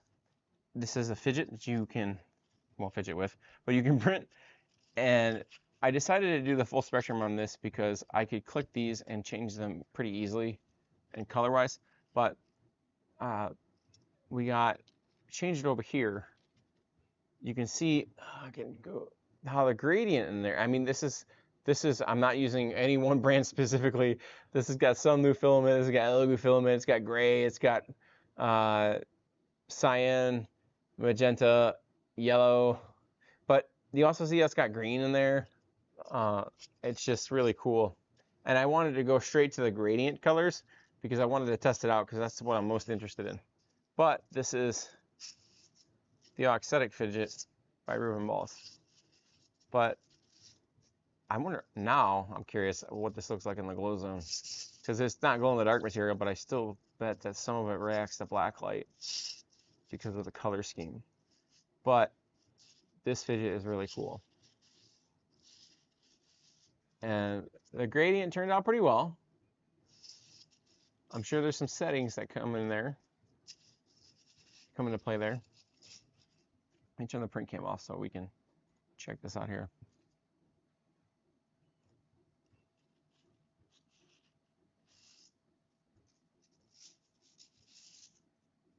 Got some crazy cool colors on it. Now I'm gonna put this in a GlowZone real quick and see what this looks like. So one of the bonuses about the GlowZone is that if you have any like blacklight reactive colors, it also makes them pop. Well, the pinks came out pretty good. Magenta. So you can tell that there's some gradient going on in there. You really can't see the layer lines either. It's pretty neat. I would have thought the green would have lit up a little bit more, but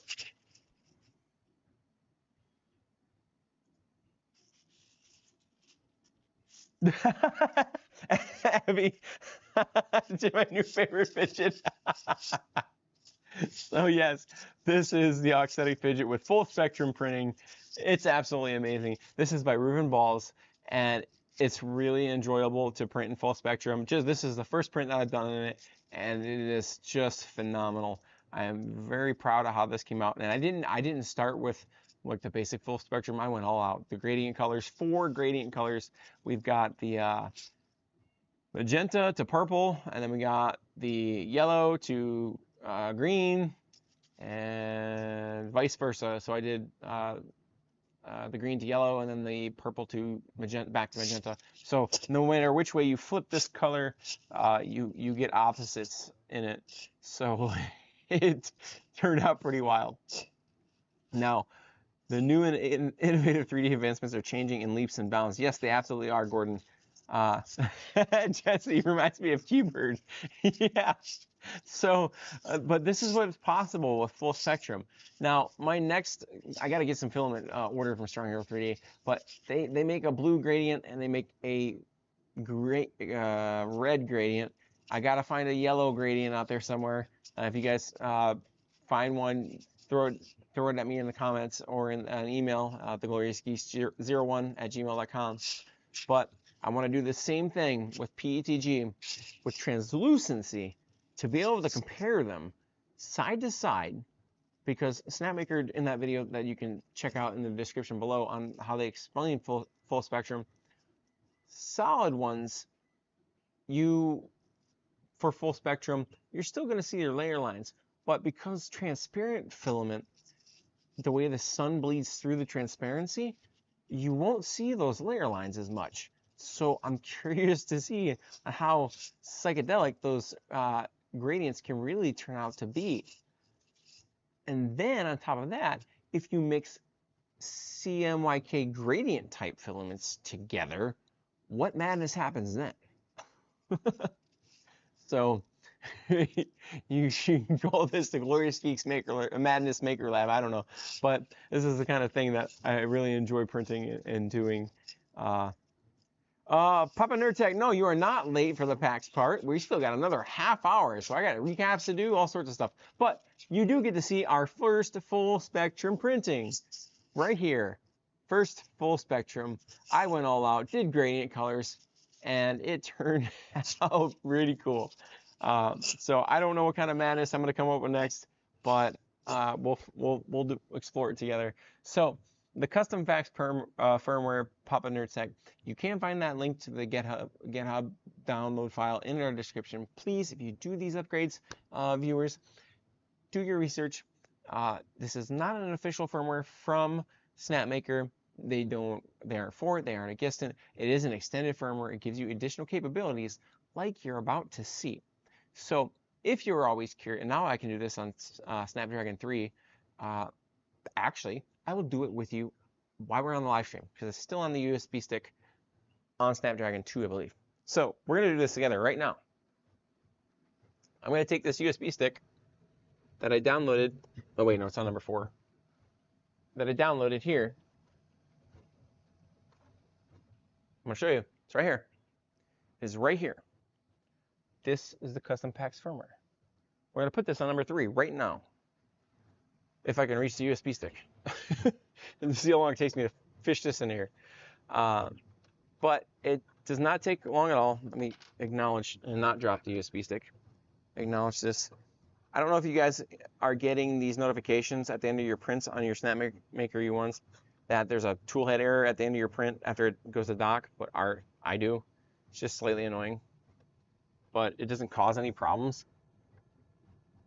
I probably sound funny right now because the microphone's so close to me. I promise there is a USB port back here. And normally it's not an issue because I don't hardly use it, but I am getting some modifications for this USB port to make it more, there we go, more accessible. All right, so you guys can't see this right now, but I'm gonna walk through with you via voice. All right, the USB stick is installed. I don't have my print bed on here for a reason, because I took a print off. I'm gonna go to the settings cog. I'm gonna go to, what was it? It was about. Then you go to firmware version, and then up at the top it says local update. Currently I'm running 1.5.1, already the latest version. But I'm gonna go to local update. I'm gonna go to the Paxx firmware that is installed at the root of the USB. Confirm to update file U1 extended 1.4.1 Paxx 12 upgrade. So now it's at 1%.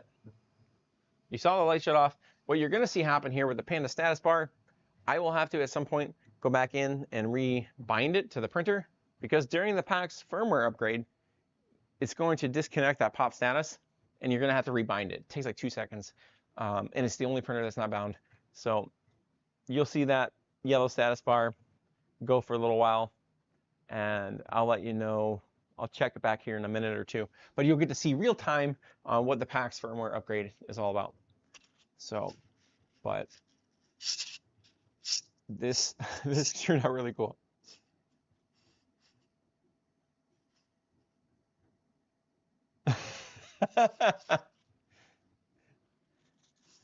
Madness at its best. Madness is Print Pretzels live. Exactly. Yep. Yep. This is madness in its best sense.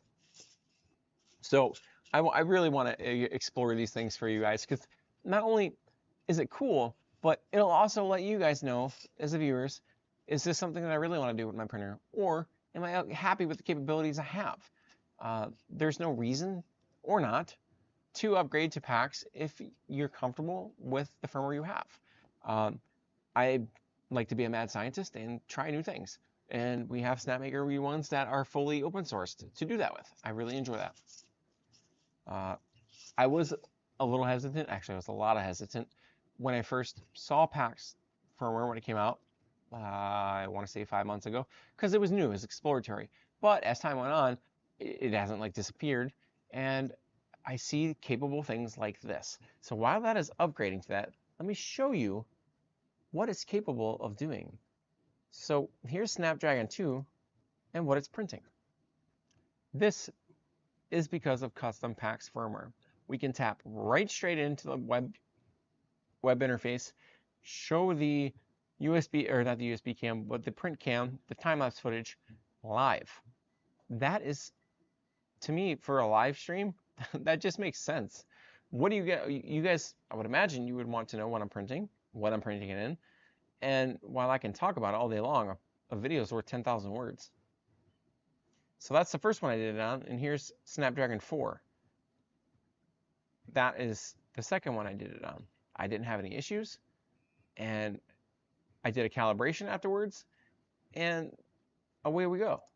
So, and now I can also, in Streamlabs here, I can put it on a little snippet for you guys to see while I'm talking. Like if I want to explain a print and what I'm doing, I can do that now. That wouldn't be possible without Paxx firmware. And shout out to you, Paxx. Thank you for inventing this. This is incredible.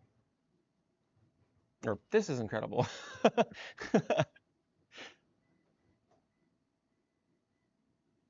So there's Snapdragon 2 and here's Snapdragon 4. I wonder if I can put this below each other. Yeah, so I can do these together simultaneously, and maybe I'll have some sort of like Streamlabs overlay at some point to where I got all 4 U1s going around me at one point, like some craziness.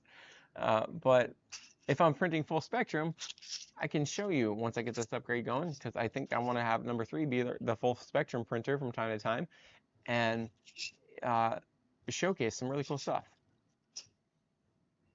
So Snapdragon 4, that's down below me here. I'll get some labels and stuff on with overlays. Down here, that's printing in PETG right now. I mean, they're both printing in PETG, but that one is printing with standard PETG versus the one that's up above it is printing in Glow PETG. And Snapdragon 2 has most hardened steel nozzles, and Snapdragon 4 doesn't. So you can't really tell that because of the way the printhead is, but I'm at least able to show you these materials as they're being printed. And for live streams, it just makes sense to me to be able to do that.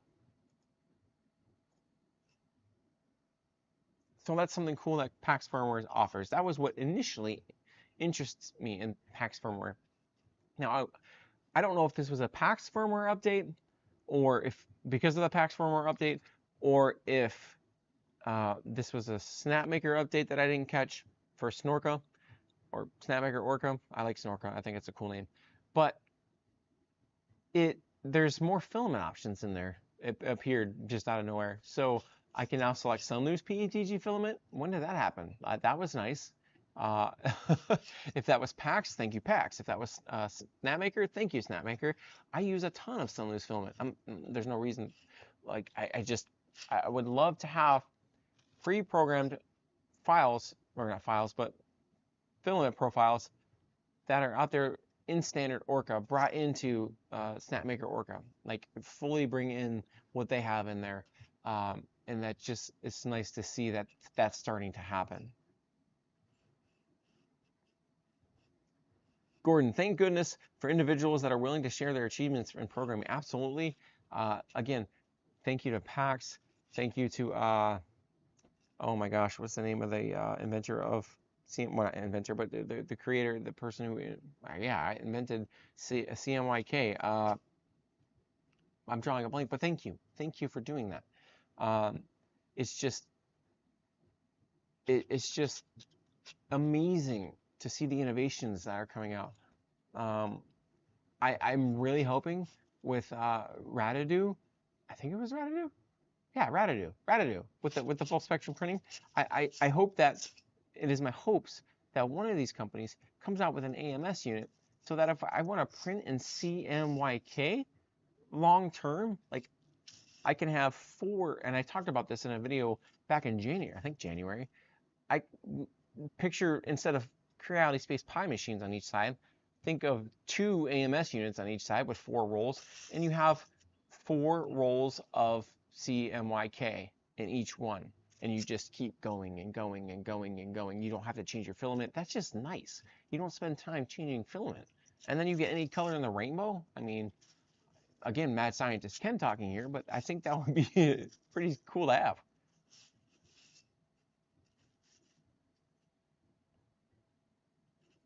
What do you guys think? What are some innovations that you'd like to see put out there, or things that haven't been solved that are pain points in your workflows? I'm curious. Drop those in the comments. Let me know.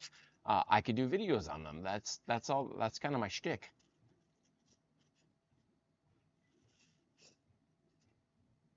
And again, one of the things that I am currently struggling with the Creator 5 Pro that just got here is a couple things. But since you're on Print Pretzels with me, I will divulge some information. The Creator 5 Pro, the calibration process was not fun. I didn't enjoy it at all, but I got through it, and now it's printing just fine. I'm happy with its printing so far. This is my first print that I'll be doing, and it's for the comparison video that I'm going to be doing for Creator 5 Pro and the Creator 5 and U1, like which one's for who. But the pain points that I have with the calibration process is not long-term. I had to remove those plugs for the nozzles at the end because I kept running into them. Now, I don't know if I need to bend them. I'm going to reach out to Flashforge support and see what they say, and because that's what solved it. But that shouldn't be an issue, in my opinion. It solved it. Now I have to see if not having those on there is going to be a problem long-term.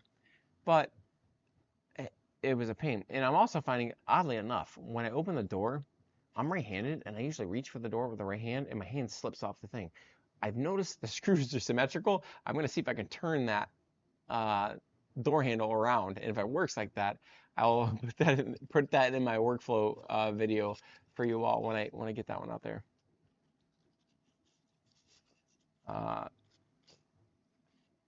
For you, it's mainly the TPU thing. Oh yeah, TPU is going to be a big part of our workflow here at some point, because I want to do those soft, squishy fidgets. Those are important. Not to take away from the hard, rigid fidgets, but it's a different selling piece versus a rigid fidget that is loud. A squishy fidget tends not to be as loud. Jesse, I'm looking at adding a pair of Ace Pro and Paxx for more colors and support. I am also contemplating the Ace 2 Pro upgrade now that the Paxx is on the machines. I want to see, maybe I'll do one and see how many more colors it can do. Maybe I'll do the, start experimenting with all 4 of them. But maybe I'll do the one on the end here and see what that's all about. Because if that filament feed path can go straight in through, well, and to have more than 4 colors would be kind of cool. So Jesse, if you have the source for the Ace Pro, upgrade process, let me know. You can either email that to me or shoot me that on Discord, or put that in the Tech Talk channel on Discord. And if you guys want a link to the Discord, it is in the description. Gordon, I hope Bamboo can concede with a compromise with the fork sharing issue. They have a good products. Why restrict it? It's loyal customers for the future. I don't know. I think one of the biggest things that I would enjoy that's in Bamboo Studio brought over to Orca Slicer, and it's kind of small and it's kind of not. I talked about it earlier in the video. I would really love to see that color changing feature somehow be brought over to mainline Orca and even into Snorka at some point. Because especially for full spectrum printing, when you're trying to color a model, it's kind of a pain. If you can select the same color and swap it out for another color that's in your filament list, that would be really useful in full spectrum printing. Bamboo Studio already has that. I'm hoping it can be carried over somehow. Mechanically wise, I don't know how that works for like proprietary stuff, but maybe there's a way that it can be brought into mainline Orca that's not proprietary and it's a different way to do the same thing. Would be nice because it would save time for full spectrum printing, and that's the biggest pain point that I've noticed for full spectrum is the time you have to spend coloring a model.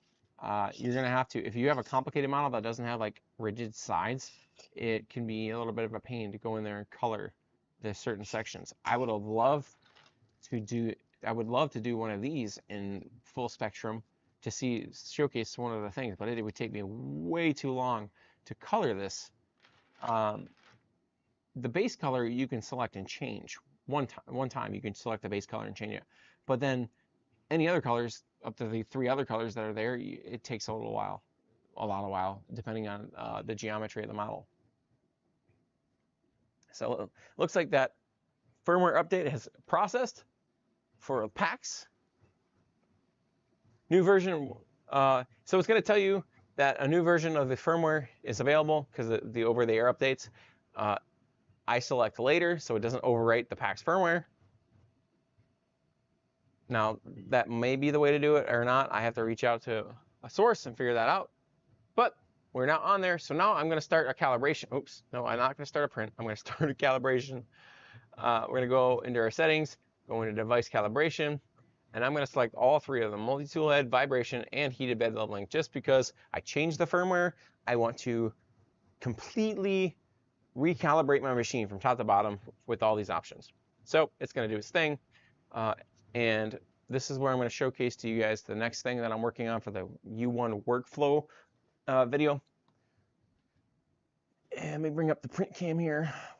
So this is one of the Gridfinity bins that I printed off. Look at all the crazy stuff that's on the table here. So I only got a few things in here right now, but you can put all the stuff that comes with your U1 into this Gridfinity bin. You got your brush. Oops. You got your brush.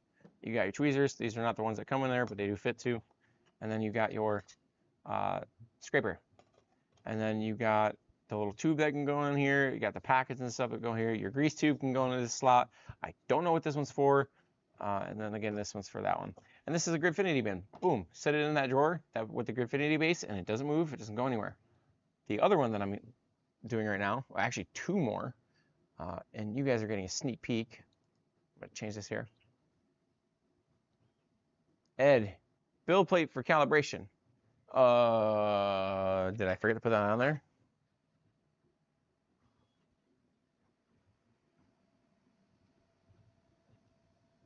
I will do the build plate for here, but I'm pretty sure for the multi-tool and offset calibration, I'm supposed to have the build plate off because it's got to do the sensor.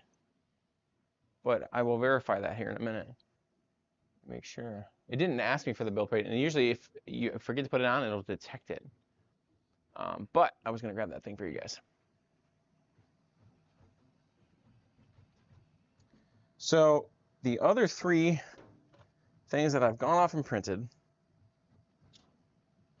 Again, this is off the cuff stuff here. I didn't know I was going to talk about this tonight, so the files are not in the description. But if you go to our Maker World profile, you can probably find some of this on the stuff that we browsed. So I've got this Gridfinity basket for random stuff that comes with the Snapmaker U1 in there. I've got this nozzle box that there's a lid that you can print on there. Any sort of 2x3 Gridfinity lid will fit on here. But it's a nozzle box to hold 4 nozzles. Gridfinity. You can put magnets on the bottom if you don't want to use the thing. And then this is the one that took me forever to find. This is, you can find this over on Printables, is the tool head holder. So your tool head, if you have an extra one, can go in there. Put these up on the cam for you guys here.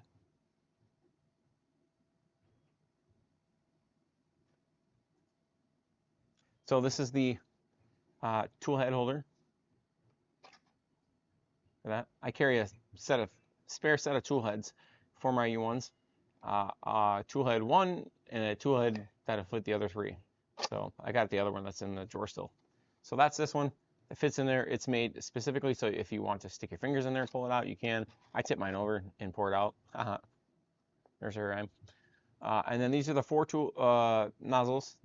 I'm gonna have a bunch of these printed for all the nozzles that I have to put in our workflow. This was the bin I talked about. So you can also stack additional Gridfinities in here if you want. If you want to put insert trays in here to separate this, you can. And then I put the little white cloth in there. I think technically you can put it underneath these, but it fits better to me in here. And again, this is the maker tray. This is so it's more efficient for me to have these set aside or set in those drawers right below the printer. And the nice thing about that is whatever printer I get next that either goes below it or that does go below it, I'm only dedicating half of the drawer to the top. The other half of the drawer goes to the bottom. So when I do this video, you're gonna be like, well, why is only half the drawer filled? Well, that's why. Whatever printer goes down below this printer will eventually fill out the rest of the Gridfinity. So that's what I'm working on, content coverage for you guys for workflow behind the scenes. Gordon, in keeping up with all your printing tasks, along with researching all the 3D printing news and content, where do you find time for family and sleep? Well, family, I gotta make priority time. Weekends are the priority time for family. Sleep?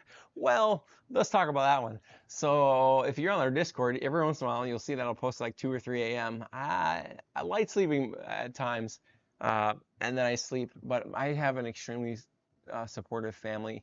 Abby and Henry, her mom and dad are extremely supportive of what we're doing here at the Glorious Geek, so shout out to them. I really appreciate them. But family time is important. We're actually going this weekend to take our son to Lewis Farms, and we're going to teach and show him what farm animals are like. So we do make time for family here at the Glorious Geeks. It is important to us. So great question. I appreciate that. And the whole goal of all this is eventually it's so automated that it gives me all my time back, except for the content coverage and stuff like that. So.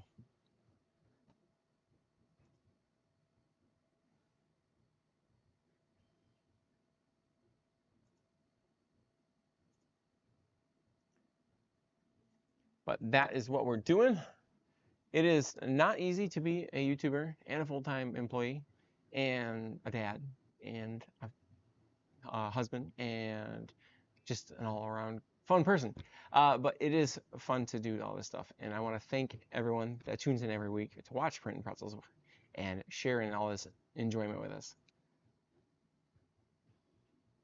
So let's see what the calibration process is all about with this right now. Yep. So this calibration process, you just take your little thingy here. Machine walks you through it. Like I said, I do this after all my Paxx Firmware updates that I've done so far. And again, you'll see this pop status bar is doing this because you have to rebind it to the printer. Because for a brief second, the IP address is released when the firmware, I believe this is why it happens. The IP address gets released and then it gets reassigned from the router. So during that brief time, the IP address disappears. That's why that happens. I think that's a theory. I don't know for sure. R2K, what do you think of that Hager's printer that prints resin in full color? I don't know. I have to check that out. Because if that's a thing, That's crazy cool. Now, resin, in my experience, is pretty messy. I have a resin printer and I haven't, I mean, I've unboxed it, but the last resin printer I had was the Elegoo Saturn, and that whole, it's not like FDM. It's just so much more messy. Now, if you have a setup for that, which I could possibly at some point, sometime, do over there, but it creates as a mess. Now, if the Hager's printer can solve that processing part, that'd be great. Gordon, you are so helpful and supportive of your time in helping us on so many topics. Greatly appreciate it. I appreciate it, Gordon. I appreciate you guys' support too. So, because I was once, technically in some aspects I still am, new to 3D printing. And I think that every day there's something new that comes out that I don't know about, so I had to learn it. And that's what 3D printing was like for me in the beginning, is there was a point in time that I didn't know that PLA glow was different than standard PLA. I thought I could just slap it in the machine and it would be fine. Well, then I realized the hard way that in an AMS unit, it's going to destroy your AMS unit. And then that's something I had to learn. And then I don't want somebody to go through that pain point. So if I can show somebody, hey, this glow in the dark stuff is really cool, but it's going to tear apart your machine if you don't do it properly, be aware of that. So, and I'm doing it on the Snapmaker U1s because that machine handles glow in the dark filament differently because of the tool heads now. And that happens because in an AMS unit, your glow in the dark film is being retracted at a pretty high rate of speed relatively, versus in the Snapmaker U1, your glow in the dark film is just crawling through there, and it's not really like doing all that friction and abrasion in your PTFE tubes and in the gears and stuff in your systems, and it's just not wearing it down. So you're not replacing PTFE tubes after a roll of glow in the dark filament. I haven't replaced any PTFE tubing on any of my Snapmakers, and I've printed a ton of glow in the dark stuff. So even that was my biggest worry, is if I print glow in the dark stuff, how often am I going to have to replace those very unique PTFE tubes on the top of the tool heads? I still haven't replaced any yet, knock on wood, but I haven't replaced any of those.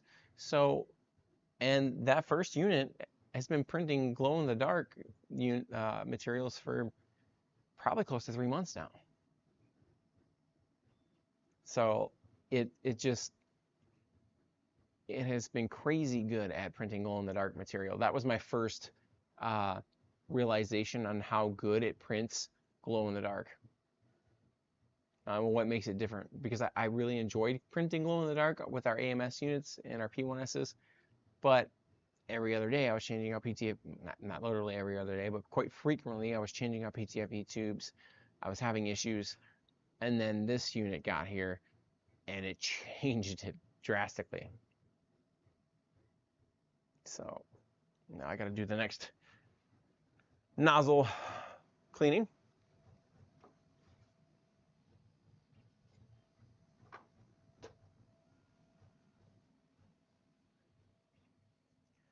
So then when the next top hat gets here, which is our actual backed unit, I'm curious to see what the differences are. Is it more clear? And what did they change from the initial unit? What did the community give them feedback for that needed to be changed? So they posted a thing on Discord and on their official website about the feedback the community gave them, and the thanks for that they appreciated that.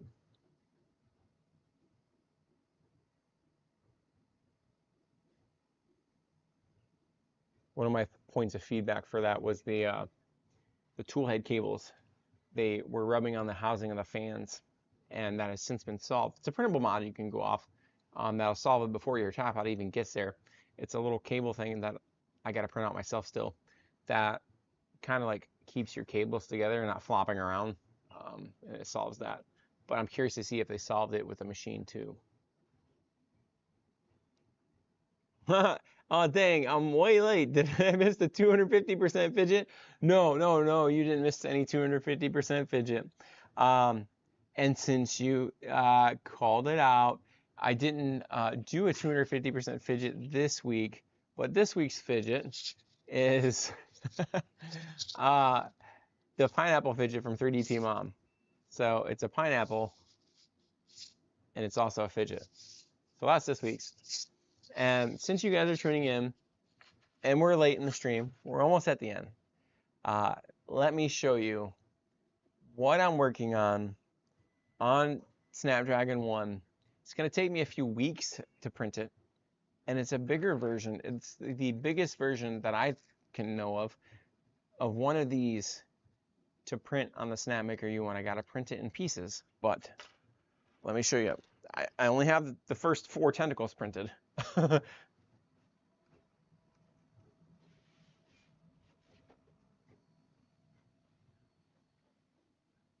But I got them in this basket here. So this is the size of the normal model. And this is a bonus if you guys have made it this far in the video, and I appreciate you. This is what I'm working on behind the scenes. These 4 tentacles took 54 hours to print. And they're as big as the original model themselves. So, if you can imagine what the size of this thing is going to be when it's all said and done, it's going to be pretty wild. And I want to mount this in the GlowZone somehow, like either on top of it or below it. And the tentacles aren't going to glow in the dark per se. They're glow in the dark reactive, but they're not glow in the dark. But I'll switch over to the GlowZone for those of you that are just joining. And that's something cool that we've worked on this week. Here's the GlowZone. And this is what a standard glow in the dark file looks like in the GlowZone. So we get cool glow stuff like this. It's wild, cool. But here's the tentacles that I printed this week that are absolutely massive. So this is, I mean, this thing could be its own giant caterpillar right now, but it's pretty slick. So that's what we are working on. Well, I shouldn't say we. Snapdragon 1's working on. Gordwin Vision 75822. Great session this week. Have a great weekend with your family outing. Gotta bow out. Have a good night, Gordon. I appreciate you hanging in there and hanging out with us. So, but that's what we did this week on Print Pretzels. Paxx Firmware. We installed it on our Snapdragon 2 and 4s. You can see what we're printing while we're talking on the live streams here. This is Snapdragon 2. This is Snapdragon 4. And then even while we're on the main screen here, because of the custom Paxx firmware and Streamlabs OBS, we can put them up on the screen for you to see what we're printing while we're printing it live. So that's incredible to see. And then, of course, you got the GlowZone that we set up this week. And all the wonderful things that we printed in the last week. And we also did our first full spectrum print here on Print Pretzels after stream. So let's bring up the print cam real quick here so you guys can see that. So this turned out absolutely awesome. Full spectrum gradient. You can see how it starts purple, goes to magenta, and some of them vice versa. The other side will go to from magenta to purple and vice versa. So I did the 4 gradient colors, but it was 2 gradient colors one way and then 2 gradient colors the opposite direction. And it really makes this fidget pretty cool. And this is the Auxetic fidget by Reuben Balls. So that's what we did this week. So it's bedtime. I hope everyone has had a great week. Tune in next week for the Print Pretzels. And until next time, be glorious.